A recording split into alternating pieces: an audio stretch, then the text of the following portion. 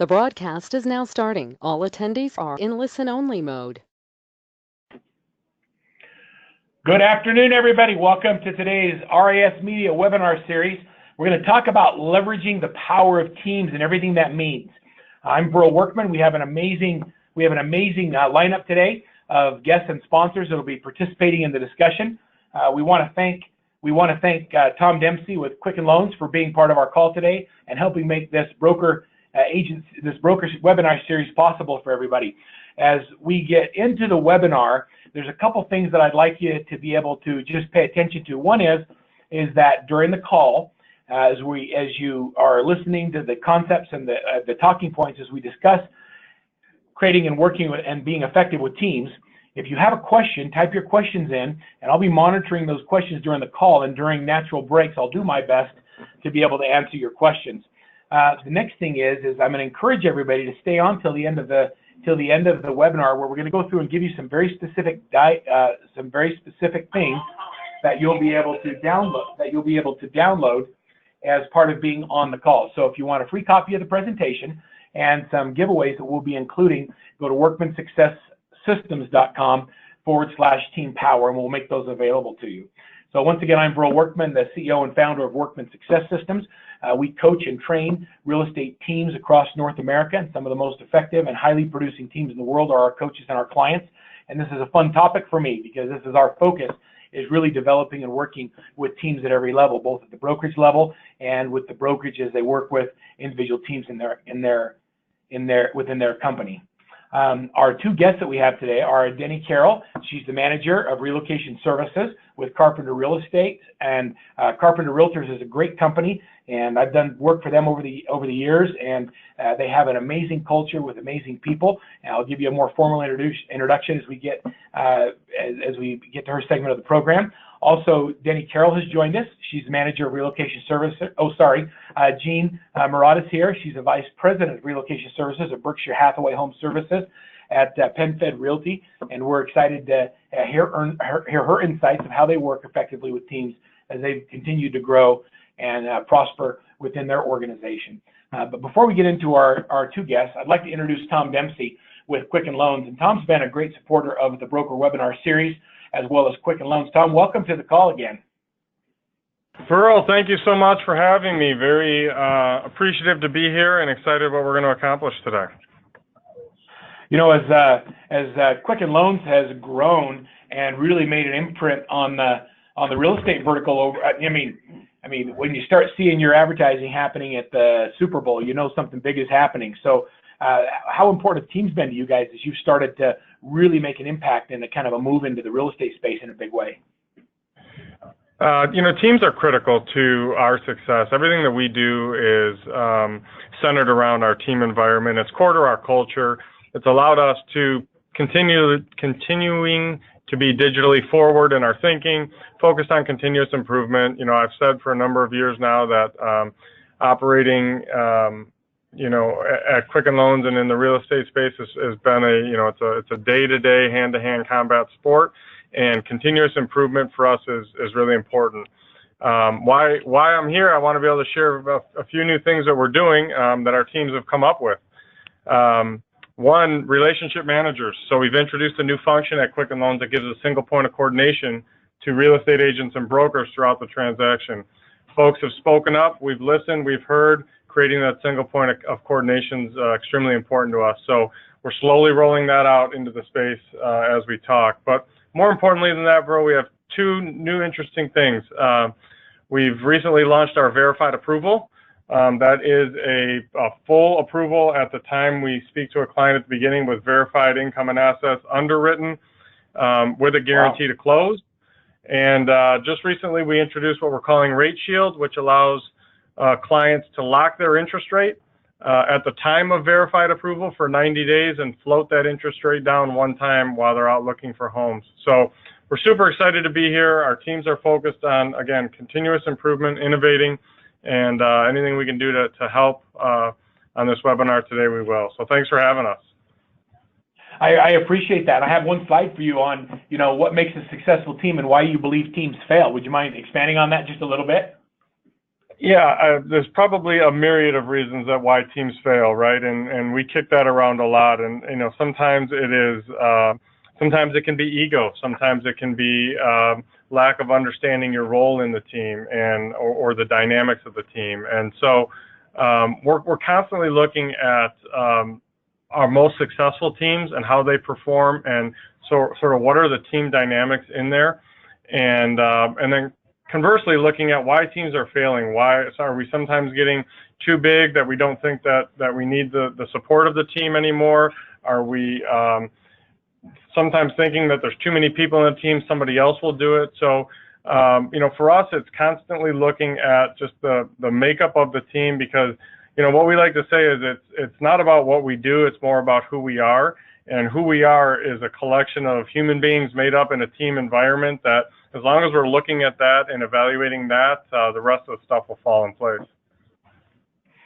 Yeah, I really appreciate that. And as you, when you see a team that's really struggling to come together, you got 3 bullet points on the slide. Talk to me more about that. When you see communication or follow-up is lacking, whose responsibility is to make that happen?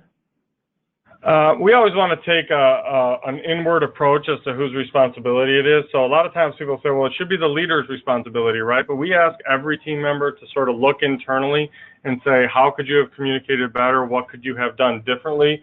Rather than placing blame or taking a victim type approach to the team environment. So it's not just a leadership thing. Everybody bears responsibility in the team environment. And, that means you got to check your ego at the door. Sometimes people are going to be better than you at certain things, and that's okay. We all have skills that we're trying to leverage in a team environment. And a lot of times egos can get in the way, and that's just human nature. But I think recognizing that and understanding that is important. And, your ability, it's a skill to be able to set your ego aside when you're working in a team environment for a larger shared vision or shared goal. And then some people get out of sync, and that's just sort of the course of life, we say, right? So helping people get back into sync and staying in sync with the team is important. But when any one of these things, happen, teams do tend to, start to go down this path of failure, and then becomes a big blame game. So just, I guess I would say, areas to keep an eye on when you're looking at your teams and your team structures. I love that. And I love the second point where you talk about leaving your ego at the door. I used to hire people that I felt like I could control or I could manage them. And we always had dysfunction in our teams. And when my coach told me that I needed to hire up and hire people that had bigger skills and better talents than I do in those areas, our team started really coming together, because it wasn't about me, it was about what we wanted to accomplish. And that was a big shift for me. I think a lot of us in sales, we function on a pretty high ego, and setting that aside and looking for people that can really add value as opposed to people you can manage changed the way all of our teams function and work. That's totally true, and that's very indicative when the shared goal or the vision of the team is about something much bigger than you. And a lot of times when that's not the case, people will try to take their wins where they can take them. But when you have a group that's collectively looking for bigger things and trying to re-engineer things or transform processes or the way people think about things, I'd like to say that I could do that myself. That's just entirely not true, right? I need the power of all of those skill sets, and when you possess those in mass, you become much more formidable than by yourself. None of us is as strong as all of us, is what we like to say. I used to quote the cliche to my kids when we were coaching their soccer teams. I'd say, right, there's no I in team, but my son, when he was about 11 years, figured out that there was a me, and he'd say, there's no I in team, but there is a me. And that was always his sarcasm with working with teams. And it's been kind of fun to watch him learn and grow and develop his own sales team now that he runs, and understand that it's not about I or me. And so we've had fun with that over the years. Well, thanks for being here, Tom. And I'm sure as we talk about teams, I just want to encourage you to stay engaged with the call, ask questions, and provide insight. But I want to jump in and introduce Denny. I had a fun conversation with Denny a few weeks ago as we were preparing for the call, and she is a sharp business person. and I enjoyed listening and understanding her approach to how they build teams at Carpenter Realtors. Denny's the manager of relocation and client services at Carpenter Realtors. She's got more than 20 years experience in real estate and is currently responsible for the daily operations of the entire relocation division, including broker referrals and internet lead management. And those are both of those are huge projects. So Denny, thank you for being here, and I appreciate you jumping in and sharing your insights on teams with our group today. Thank you. So Denny, will you just tell us a little bit about Carpenter Realtors as we jump in, and then we'll talk about some of the teams and team structures that you interact with and help lead. Absolutely. Thank you for having me. So Carpenter Realtors was founded in 1970. We are headquartered in Indianapolis. We are independently owned. We have 32 branch offices throughout central and southern Indiana with 680 agents. We closed over 7,700 transactions in 2017. I think what we're most proud of is receiving the National Homeownership Award last year from RISMedia, which was sponsored by Quicken Loans, for our community involvement. We've raised to date over $1 million for a local charity that helps fight homelessness, and so that's probably what we're most proud of awesome. Here at Carpenter. I love that, and congratulations. And anyone that's doing 7,000 or 8,000 transactions in a year is impressive. You can't do that without having a really strong structure and having great teams. Do you mind sharing us a little bit about what teams look like and the kind of teams that exist within your company? Sure. So as a department, we work with a lot of different teams to help to service the different sources of relocation and referral business that we have. The way that we set those up depends on the source of the business and what that source requires of our agents with regards to experience, transactions, volume, and things of that nature. So we really try to make those teams based on those criteria, along with some personal criteria as well. For us, it's important to get our branch managers involved when creating our teams so that we get their input. We're making sure we're using agents who are supportive of the branch, attending sales meetings, using all the tools provided. That also helps to boost our branch managers when they recommend agents for our team. We also find it important to pair personalities along with skill set to make sure that someone is in the right team, whether it's handling internet leads and extremely tech savvy, love the texting, or someone who is better on the other end of the spectrum with corporate relocation transactions and loves all that volume of paperwork and can handle that correctly. So how do you, can I ask you how you identify the personalities that you want to have on a certain team, or do you try and just mix it up so there's different? Tell me more about that. Sure. So, personality-wise, you're going to have, we look more, I would say, at what does someone enjoy more in their career when it comes to personality. If we have corporate buyers coming in, you're going to need an agent who really enjoys showing someone the town, knows everything about art schools, culture, and knows different areas and has experience with that. You would think of a listing agent for a corporate team as someone who's maybe a little more analytical, looking at the numbers, someone who is better organized with the paperwork, things like that.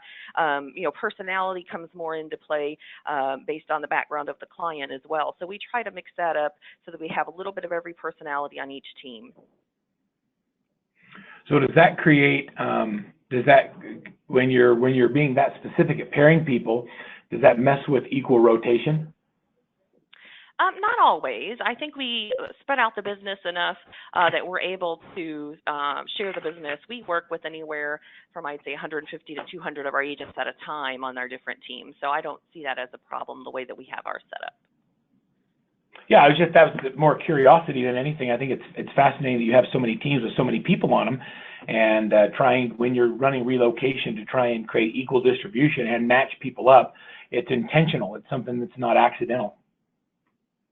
Absolutely, absolutely. We want to try and make sure that we match people up for a better opportunity at converting and making sure that it's someone that's going to be successful. We don't want to set them up for failure on the front end if the source of business or the business that we provide to them doesn't match that personality. So I love that. So out of curiosity, do you have names for your teams? Like if someone's on the Quicken Loan team, or if they're on the Cardis team, or if they're on just the relocation team, do you have names for different types of teams? Sure. We have our ILM team, which is our Internet Lead Management team. And since the source is us as a company, we set our own parameters as to what agents are on that team. Typically, we work with newer agents on that team to help them to grow their business. And then we also have our in-house realty team for Quicken Loans, broker referral teams, and affinity teams. And those three teams, we sort of intermingle. Their requirements there are typically the same, with a few years in the business, X number of transactions, and so forth. And then we also have a corporate relocation team. We have a list of corporate listing agents and a corporate buyer's agents as well. That allows us to work with more agents within the company. Yeah, that's interesting. So the next couple of slides kind of talk about a process that agents go through to qualify them, or how you understand who they are. Take us through a little bit about that, through that process. Sure. So the next several pages, I think there's a total of 5 pages to our profile that we provide to our agents, so that we have something in writing that tells us a little bit about them, how long they've been in the business, where they've lived, personally, their hobbies, things such as that, so that we get to know them personally before we meet with them. And then we sit down, in person and go over those things. So we have a better idea of where they might fit within relation to our relocation department and what teams might be best for them. Sometimes I don't think we think through all of the criteria that it takes to match someone up. And asking questions like, do you speak multiple languages, or are you from this area, or did you attend college here? I think these are all really great questions. Do you ever take hobbies into account when you assign an agent to a client? We do. I've run into situations before where someone has had a passion for Harley Davidson, and I do have some agents with the same passion, so that's been sort of fun. Or someone with a passion for, let's say, I don't know if it's the IndyCar series, which is big here. Some people here are very big into that. I do get to know them, our department does, on a personal level, so that we try to find people with similar interests to help them figure out where they would fit in best here. Yeah, we don't want to go down that road talking about the IndyCar stuff, because I went to my first race last year. It was incredible. I can see how you would easily be hooked.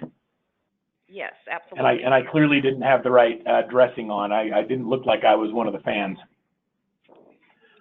So as you talk about, it was a blast. I can't wait to do it again. The other thing that I think is really interesting here is price ranges. Where do you sell houses? So you're not putting a newer agent with someone who's looking for a luxury property. I think that's a great question to understand where you're comfortable. Absolutely. We like to know what they typically sell in, because we certainly don't want to, give them that buyer who's looking in the upper price range and they're not familiar with those properties at all, don't have the experience. That's going to set them up to fail. We don't want that to happen for them or for us either. So the last question on this page says, how many outbound referrals have you sent? Why is that an important question to you?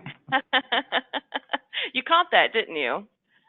Yes, I did. So we provide our agents with business, and we ask them to do the same for us, so that we can provide business to other companies that we work with. So we like to know if they're supporting those outbound referral programs that we have in place, and take that into consideration when it comes time to be put on the team. Yeah, I love that. It goes with the philosophy of you get by giving. And the more referrals you give, I've learned just as a life principle, the more you get back. And so an agent who wants to be part on the receiving side that doesn't give any is probably someone who needs to look at the world differently. Absolutely. I love that. And then you ask them if they flat out want to be on the team. And I think these are great questions that any broker who wants to build a team. Talk to me a little bit about the team staffing guide. This is a complicated process. Especially when you're dealing with hundreds of agents. Yeah. It is. When you're dealing with hundreds of agents. So this staffing guide is something that we use in particular with our managers when we're trying to sit down with them and determine who might be best on one of our teams. And you have to look at the source of business, where that comes from, how it converts in our department, the fees. We also look at the agent skill set, reporting requirements, and who we think the optimum agent would be. What sort of traits do those agents need to qualify? This gives our managers a real good guide to determine which of their agents might fit in these different categories. It's worked out very well for us. The managers come to us and they'll suggest agents to us. Most of the time they're right. Sometimes we have to say, oh, I have not found that with that agent, but let's talk through that. But this has really helped us to establish our teams and make the right fit on the front end, which is so important in making them a success for us. Just out of curiosity, this discussion came up yesterday. I was in a mastermind of 15 large brokerages, I would say your size and about that size and bigger. So they're all good sized companies. And we were all talking about internet lead management. And one of the discussions that came up with, and I'd love to hear your opinion on this, was how much of the agent's business do you want to have come through the referral department or from the internet leads management team, and how much should they be generating on their own? Because there was really great open discussion on that. Do you have an opinion on this? Sure. We typically, regardless of which team the agent is on, we typically like no more than 25 to 30% of an agent's business to come from our department. We want to make sure that they are growing their own business, and we are there just to support and just an added incentive for them, but no more than 25 to 30%. If it gets to be more than that, we see the agents are not working on their own personal production. That becomes a problem, and we do have to scale back. Yeah, no, so 25 to 30%. So you don't want it to be the majority because you want them bringing other business in as well. Absolutely, absolutely. They have to have a certain number of transactions of their own in order to do our business, and even the sources of the business do require some of that. So we need to be able to keep that in line and keep them motivated enough to produce and grow their own business on a personal level without us if it need be. No, I really appreciate that. Can you give me an example of what minimum level of requirements an agent might have for a different type of lead source? And you don't even have to be specific. Just give me some ideas. Sure. So one in particular might require 2 years of experience and at least 20 closed transactions within that time frame. So of course, we also look at that, those 20 transactions internally, we look at that as 25 to 30% of those can only come from us. So we kind of use the source guidelines and ours to combine to make sure we have the right fit. We want to make sure if that source does not exist or that source, the business from that source declines, our agent is still able to be a success without it. So another question is accountability when you're dealing with so many people. In running a successful team, I've always learned that if you inspect what you expect, you get a better result from the people that are part of the team. When you're dealing with multiple sources and multiple requirements and multiple portals, how do you manage all that effectively so that you have the ability to make sure that they're doing what's required of them? I mean, this is a great list of requirements. When I look at each of the different programs, there's lots of requirements here, and on there is status updates in the different portal as required by the referring entity and your internal stuff. How do you manage all that? Sure, it's not easy. We have different coordinators within our department that handle each team. So I have a corporate relocation coordinator who handles all the corporate transactions. She ensures that our agents are filling out the updates forms, filling out the market analysis on time, getting everything they need and provided to the relocation management companies. I also have a broker-to-broker referral coordinator who handles the broker referrals, in-house realty affinity programs to help ensure that our agents are doing the updating they need, checking the portal. Same with internet lead management. We have our own portal for our internet leads, and we have, because of our amount of coverage time, 4 different coordinators that handle internet leads at any given time, and they're responsible for their own caseload, making sure agents are updating as well. So it does take a team within my department to put that to work as well and make sure everyone's doing their part. So what are some of the things that you've struggled with over the years as you've developed these teams, and how do companies who are trying to incorporate or build new teams avoid those same mistakes? Sure. I think some of the struggles, of course, is, maybe when we haven't explained expectations on the front end, what's expected with each account. There's some frustration by the agents when they don't understand what's expected of them. So doing a better job at explaining expectations, explaining what the relocation companies require, or explaining relationships with different lenders or with different title companies and things such as that on the front end. I think proper training is important. Long ago, when we first started this department and each different field that we handle, we didn't always have the proper training up front. And developing an initial training to make sure everyone knows how to proceed, and then follow-up training, periodic training to hone their skills is important. And I think one of the bigger problems can be communication. When we have agents who tend to not fill out their updates, not get their reports in on time, you have to manage that process and find out why that's not happening. And I think once we make sure the agents understand the expectations, get them trained, and make sure that they are communicating, that tends to take care of the problem. That's awesome. So do you do your training live, or do you have an online platform where you combine live and online? Right now, we just do it live. We've talked about doing it online. So far, we haven't, and we love to be face-to-face with our agents. It gives us an opportunity to get to know them better. And we do different locations so that they're able to come from different branches. And I just enjoy that more. I think it works out so that we have a personal relationship, and that's what we've done so far. I think that's awesome that you have such a strong focus in an internet world of being face-to-face with your people. Tom said something earlier about it being a contact sport, and that we have to get out there belly to belly in order to have the relationships we want, so that we can incorporate the amount of accountability that's necessary to have success with our teams. Absolutely. It's still a relationship business. So regardless of portals and forms, we need to know each other well and make sure that we're working on those relationships all the time. That's awesome. Okay, do you mind speaking just a little bit to how you deal with real estate teams of their own within the organization? Do you have many teams? Absolutely. We have some different teams in our branches, usually 3 or 4 agents per team. And within our department, we do work with those teams, and we work with them in different capacities. A lot of times the teams are made up of experienced agents and newer agents. A lot of times our teams have a specific listing agent, a specific buyer's agent, and we welcome all of them to be a part of our team, a part of our training, and everything that we do. And of course, the newer agents within the team would be on a different team within our department, whether it's internet, broker, corporate, and so forth. To the more experienced, maybe the team leader is the one with the most experience who would handle the corporate transaction. But we would require everyone within that team to attend all of the training so they can, cross-train and know what each other's responsibilities are for us.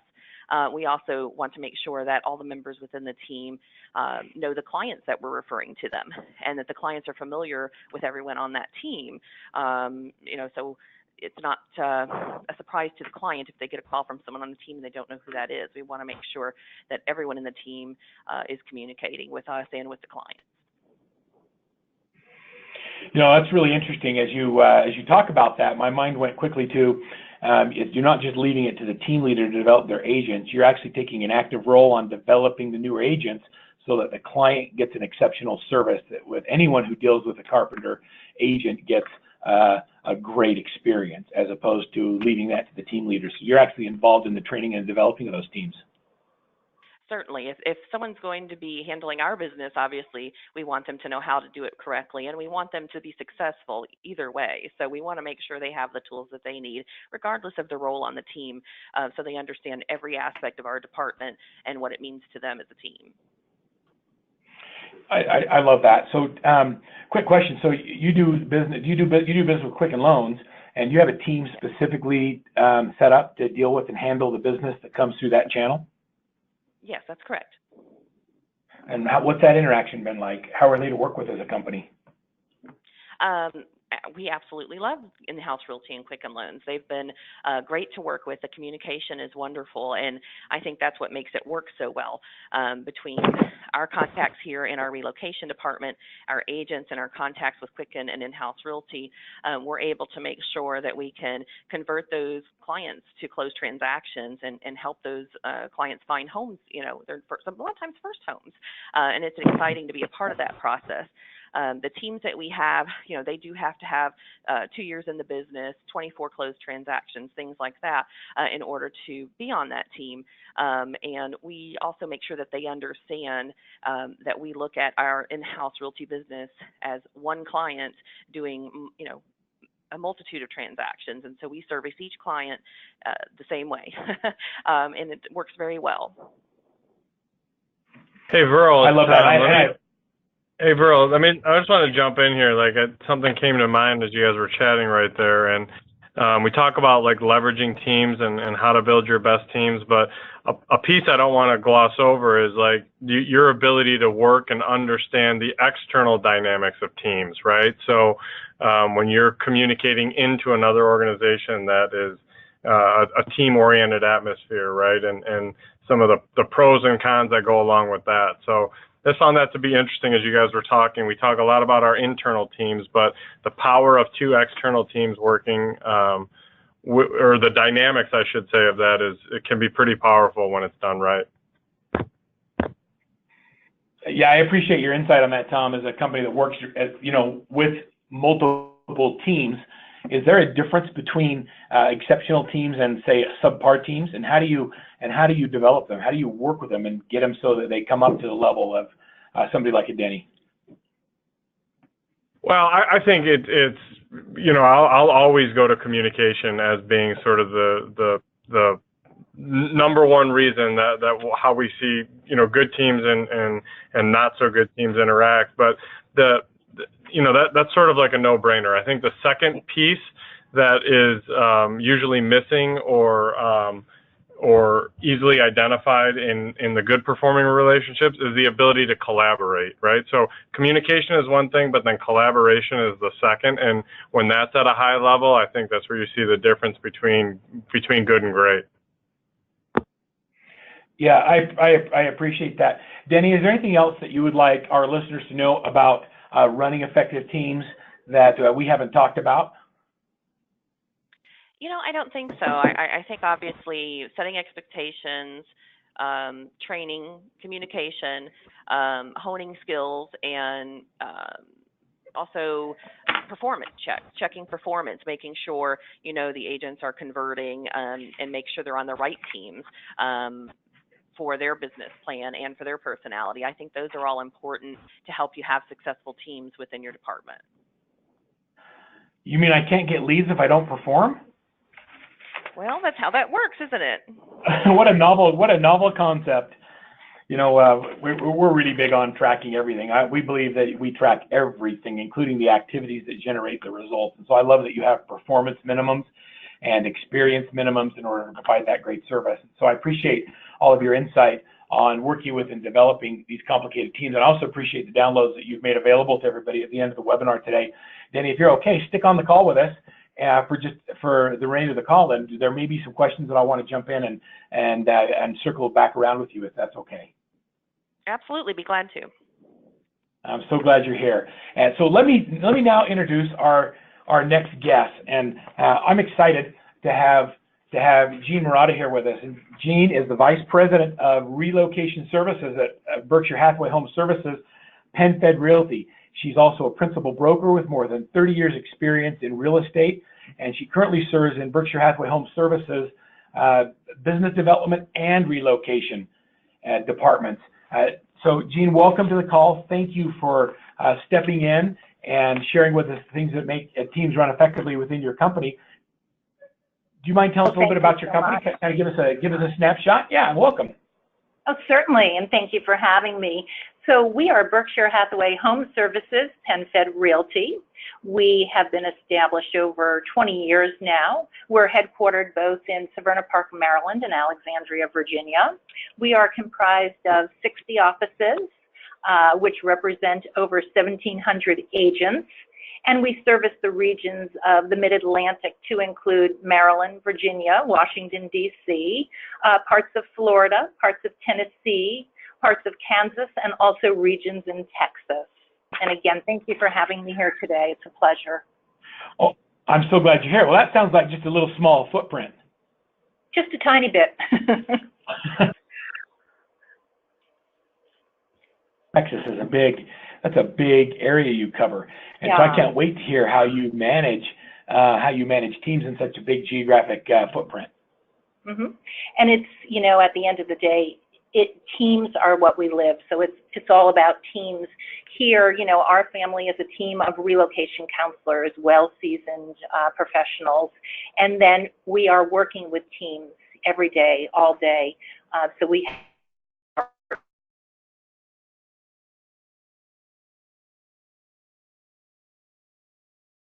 have our managing brokers, which is obviously a large team that we service, and then we have our senior leadership team. So that word team is used throughout the day in everything that we do.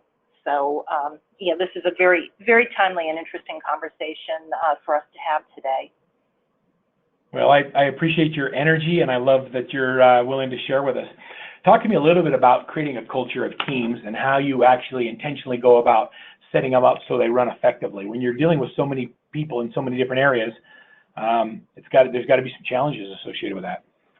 Yeah, absolutely. And so, for the past 30 years, I seem to have always been in charge of teams. So whether they were sales teams or relocation management or real estate teams, depending on what industry, that I have been in, I have always subscribed to a universal strategy for building those teams. And I look at, there's some key components that I look at that you need to have as the foundation of successful teams. And I'll just run through those briefly, and we can expand if you'd like me to on some of them.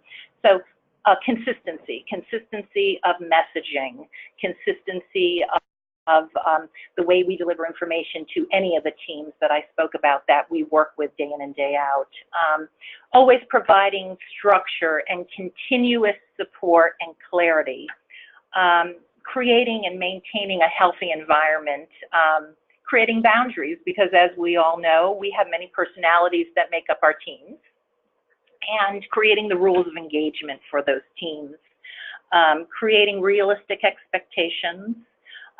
And then, of course, we're very, very big on training, as Denny has mentioned, too.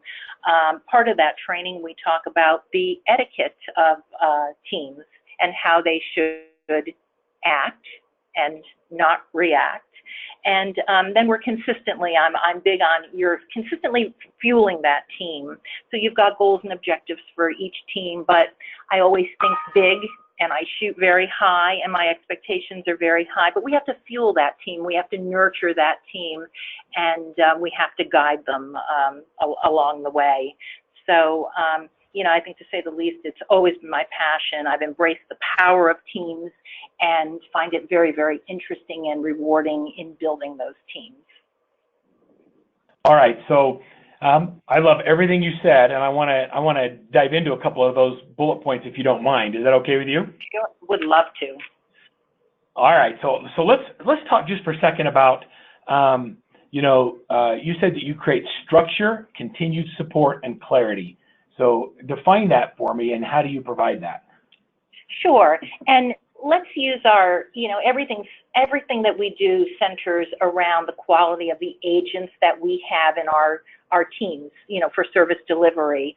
So let's take a little deeper dive and, how do we create those teams, and how do we do everything we said that we do to keep them successful, make them successful, keep them successful. So, we start out with a business development application process, and I know we're going to dive a little bit deeper into some of these documents that we have, but very much like what Denny captures is information that tells us about that agent. Their employment experience, their personal information, what they like to do, where they live, where they practice real estate, the counties, the cities where they've had success, We look at their conversion rates. We look at number of sales. We ask, you know, who they like to work with. We have some agents that are just specialized in buyers, others that do both, take our listing opportunities and our buyers. We talk about the different languages because we are here in the DC metro area. We find many times that we have a lot of international relocation opportunities with different types of goals and objectives to meet. So we talk about language, we talk about their experience on a global platform. So we really find out a lot about the agents before we even have them on our teams and into our programs. We've also, you know what, I don't think I'm going to go into our actual tools, but we have created tools that help both the agents and the managers and our relocation counselors also, but I know we'll have an opportunity to dive a little bit deeper into those tools. We have go ahead. If you don't mind, let me just kind of ask you. One of the things, as you're talking, some of the questions that are coming up on the message board, they ask about, well, what if I'm a small team instead of large teams like the two of you are talking about? And I haven't heard anything that either one of you have talked about that doesn't apply to a small team as well. Oh yeah, and you know, and we have larger teams within our real estate offices. We have smaller teams. We have I call emerging growth teams. You know, they want to be a team, but they're just getting started, and they're looking to us to look at our requirements as they build that team because they want to secure some relocation opportunities. What I find is it has been historically easier to work with smaller teams, a little bit more challenging to work with the larger teams. But you know what? We embrace that challenge, and we are here to support the managing brokers and the agents of those teams. But I will tell you, historically, among our offices, the population of the teams are smaller rather than larger, is what we see. So one of the things you talked about is, so I have family in my company, and when you have family in your company and you have other employees and you're dealing with teams, there sometimes is an interesting dynamic. And you talked about something that we often talk about, and one of the things you brought up, and you used my exact quote was, what are our rules of engagement? Define what that means and give me an example of some of your rules of engagement. So, you know, before you can establish those rules of engagement, it is very important to look at the requirements and the expectations of our clients, whether it be our relocation management companies, whether it be from an affinity perspective, whether it be our relationship that we have with entities such as Quicken. So, you know, very quickly, you learn the culture, you know that you have to mirror that culture, and then as you learn that culture, then you're imparting that information to your agent teams so that you are creating the rules of engagement, what you can and can't do, you know, we have a lot of relocation management companies whereby they're working hand in hand with our relocation counselors, but not our agents. We have a few that work directly with our agents. So you very quickly have to impart upon the agent teams that work with you or the agents individually what those rules of engagement are, what the requirements and expectations are of those that you are servicing on a day-to-day basis. Okay, so it's so interesting that we use the same phrase but look at it differently. So you're talking about the rules of engagement with the client, rules of engagement in order to be able to receive the lead source. I was thinking of rules of engagement with each other. Like we don't have people problems, we attack process, not people, that kind of thing. Right.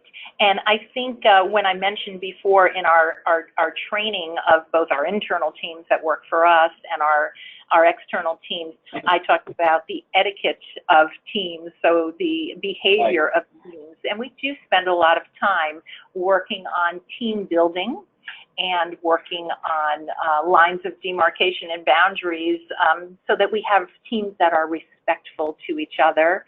And it is important. You know, and teams they're so dynamic, right? And they bring so many personalities And ego, I know that we mentioned that when Denny was speaking. Ego sometimes does become, or many times it becomes a part of that team. So when we work on the etiquette training of our teams, that's where the internal rules of engagement come into play, and that's how we create them. Well, I think it's so important that you mentioned rules of engagement, etiquette of teams, acting, not reacting, and that's how teams come together. And I think those are all such critical components. And it's very rare that I hear people who run teams actually talk about those things. They may have rules or they may have things that they do, but they're not intentional about how they create it. And the fact that it's an intentional process that you've created as a company says a lot about the way you run teams, and I admire that. Oh, no, thank you. No, that is our culture, and we are very, very proud of that. Yeah, very, very cool. And so talk to me about how you keep people on your teams as you grow and you get more partners that can drive business to you. Like, Quicken Loans isn't something you may have been doing for the last 20 years, but there are companies as you have new partnerships out there. How do you keep loyalty and trust during growth? Mm-hmm. That's a great question. Communication, I know the word is very, very overused, but effective communication is key. So yes, we have relocation management companies that we've worked with for many years. First of all, when we refer to them, we don't refer to them as RMCs or relo companies. We refer to them as partners. So we know and we understand and we value the opportunities that they bring to us, but we know and understand the important role that our counselors, our real estate agents play in the lives of their transferees. So I'm just using relocation management companies as an example because we've had relationships with them, we've had longevity, and we never take it for granted. We let them know that we appreciate that. We are we are beyond quick to respond. I always say I came from the world of real estate and time is of the essence. We hear that all the time. And in relocation, sure, time is really of the essence. So, you have to manage the transferee's expectations, your partner's expectations, but you have to really, it's a juggling act. You have to respond quickly, communicate effectively, and always be the solution provider and anticipation. We were talking about this at a relocation council meeting yesterday in Richmond, Virginia, anticipating the needs of your clients, whether it's an affinity program or relocation management company. We're the professionals. We should be anticipating those needs, and we should be the solution, the quick solution providers at all times. I mean, we are the professionals in what we do. I completely agree. When you have so many partners that you do business with, how do you ensure that the agents that are part of those teams honor the source? And this is a sensitive question, but it's something that's important because a lot of people that are dealing with multiple teams have to figure out how to do that. Yes, and that's a great question. So it starts with our relocation counselors and our internal training of them.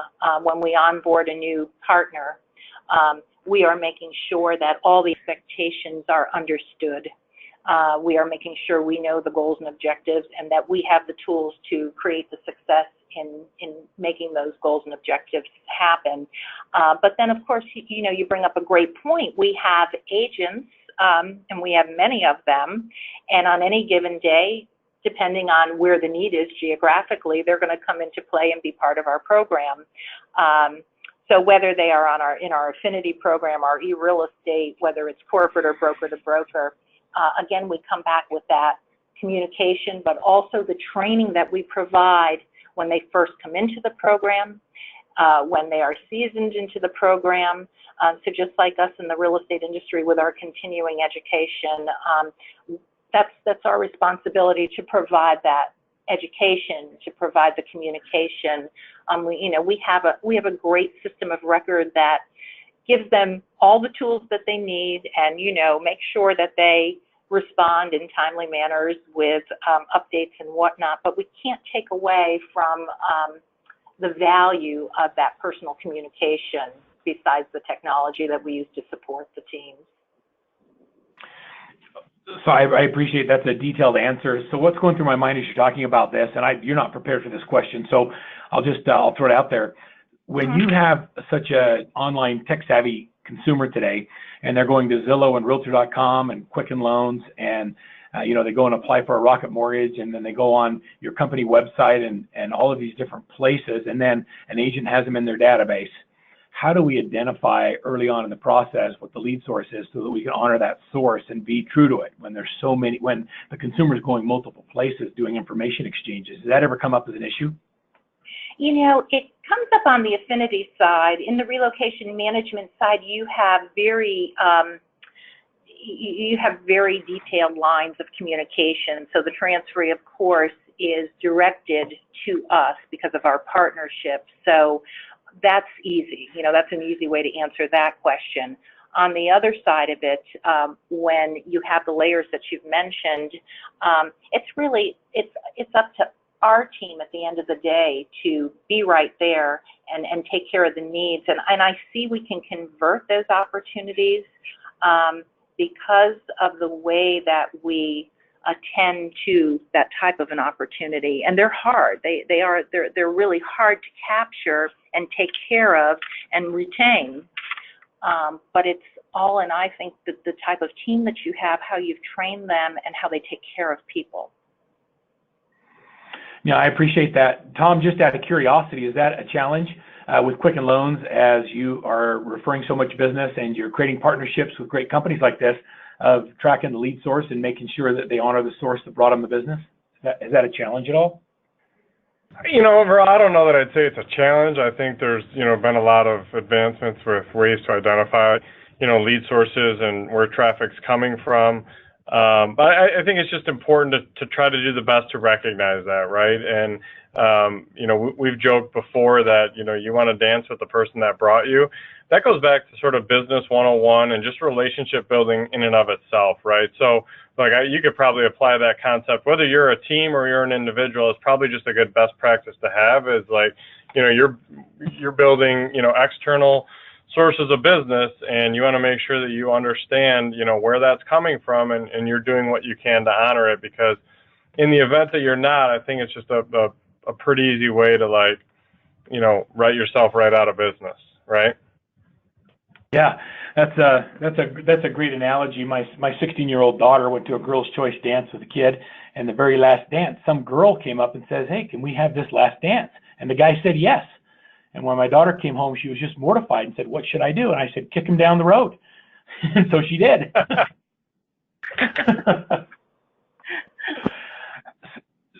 So Gene, I appreciate all the insight of that. And I know as we ask these questions, these are real questions that concern team leaders and team members, and how do we take care of everybody? I don't think anybody comes into this business with the intent of doing something wrong, and we want to make sure that we honor our sources. Would you mind taking us through a little bit about the requirements in your business development department for being part of a team and one of your teams? Yeah, absolutely. So when we were talking about our business development application, that is for a singular agent working on their own in our referral program. It's also all of the strategy that I discussed in that application. It's also meant for teams. And then as an adjunct to that, we drill down a little bit more so, and we put together requirements for agent teams specifically. So obviously we're going to provide training to the entire team and not just the team leader. Part of that training, what we have found is there are times, especially in larger teams, where we'll give for an example, a listing opportunity to a larger team, and then we find that only one person of the team will go out and do the listing presentation, and we know we need transparency when we're working with teams for our clients and our sellers, our buyers, and so we really train those teams in that, bring the team that's going to be servicing that particular client or that particular buyer or seller, because we know things can happen. And it's just funny, some of the things that teams will take for granted or say we've got it covered, but then when they go through our training, it's an epiphany. It's a very eye-opening experience. So we work with the leaders and train them, but we also train the entire team. So I like it. also, I like when you yeah. I like when you put the different types of assignments, and hey, if it's not going to be the team leader, who's it going to be, and let's have that be our point of contact. I think clarity in who I'm communicating with, from your team to their team, is awesome. It's critical. And a lot of times, you know, we are involved with a lot of the larger, well, smaller and larger teams we see across the board. They have administrative assistants that will work with them. And so we also have to, you know, train to that too. So because our admin assistants aren't always going to be responsible for some of the very important tasks that we're providing back to our clients. And then the next slide, we have our business development application checklist, because it is indeed a process. So we talked about the application.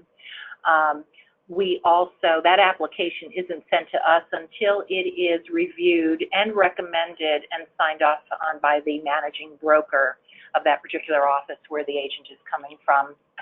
We have a national account coordinator that is in charge of many things, but one of them is doing the take-in process of those applications.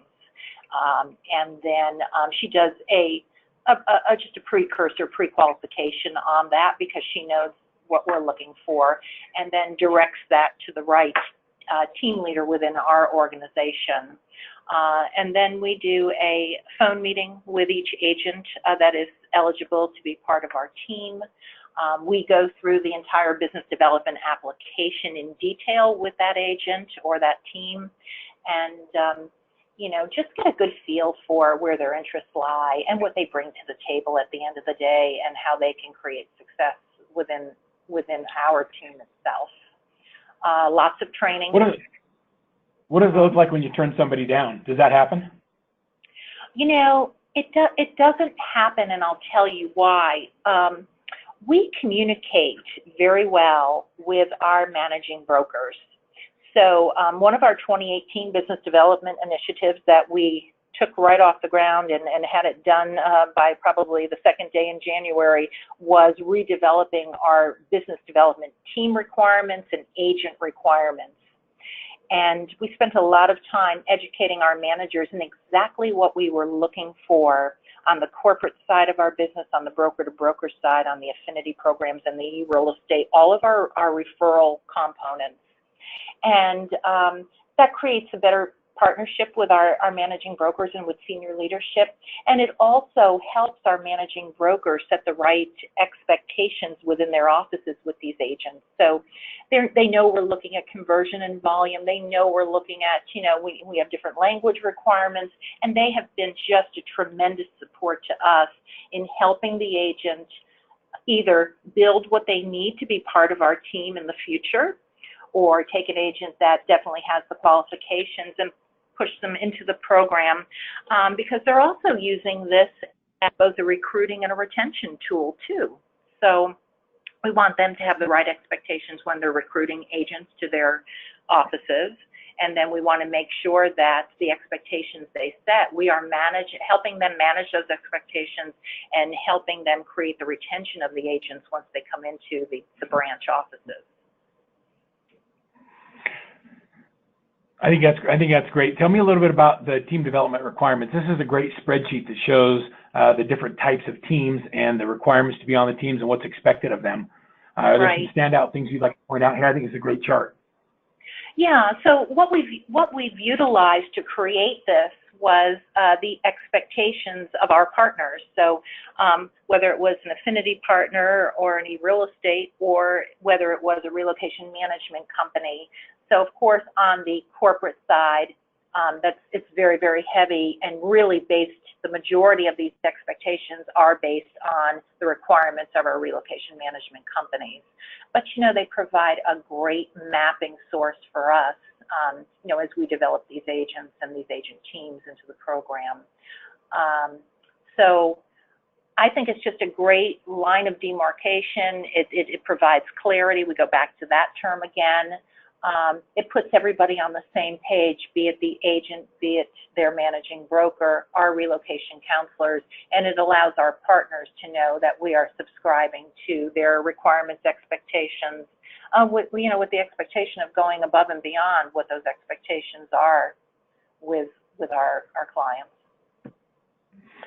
I appreciate that. So I'm going to ask you one more question, and then there's a couple questions I'd like to ask both of you as we kind of wrap up at the hour. This time has gone really fast because the information is so interesting.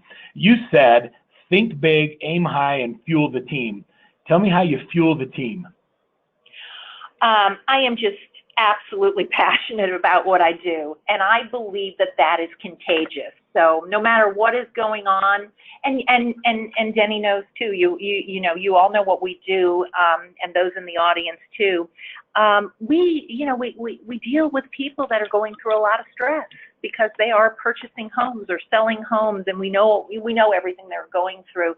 So for my teams internally, that takes a toll on them. So I am their biggest fan. I am their raving fan. I'm their cheerleader. I am there to provide all the tools that they need.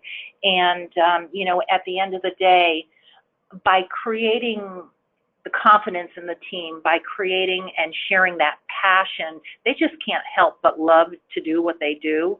And, you embrace and support them. And they then do the same for our partners and their transferees and their clients. So it's really very rewarding to see that trickle down and then go back out to the teams that we service. So cool. You are the fuel. I love that. And I believe that with all my heart, that the energy that you bring to the team makes a big difference. Denny, how do you fuel the team? Well, I agree with what Jean has said, of course, but I think that it's just so important to always, share the positive, not just the negative. You're always going to have, well, you didn't do this right, or you didn't do this on time. It's also important to keep the team positive by thanking them when they do everything right, telling them what a great job they are and how important they are to us as a team. We like to make sure we're telling them, for instance, on a corporate transaction, oh, do you know you sold your home right what you said it was on the BMA, the relocation company loved that, or if we get a feedback from a corporate transferee, we make sure we share that with them, and share that with everyone in the company when we get the good news, and with the managers. I think letting them know how stressful this can be, letting them know we feel that, letting them know that we're here to support them and help them if they get in a bind, being there as a backup for them, I think is important to help fuel them as well. Well, I'm grateful to have been on this call with such exceptional leaders of great teams with great companies. So thank you for letting me participate in this. For those of you that are just wrapping up the call today, go to workmansuccess.systems.com/team power. And both of our guests have made some awesome downloads available to you. The business development team requirements, the team development action application checklist, requirements for agent teams, agent relocation specialist profile. You can get a free link to take your own DISC profile so you can help identify personality types and learn how to do that on our site. And we uploaded a webinar about creating operational excellence in building teams. And so you have access to all of these free just for being a participant and for being here on the RISMedia Quicken Loans webinar today, hosted by Workman Success Systems. So on behalf of all of us, Tom, thanks for being here today. Thanks for your continued support. And ladies, thank you both for being here. And we wish you the greatest amount of continued success. Bye, everybody. Thank you so much. Bye-bye. Thank you. Bye-bye.